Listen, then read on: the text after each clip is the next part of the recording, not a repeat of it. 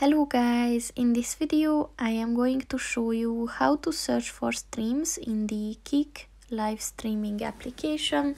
But first I just want to mention, don't forget to subscribe to my channel, because at 10,000 subscribers I am going to show you my whole YouTube revenue statistics and growth strategy, as well as how to make money online.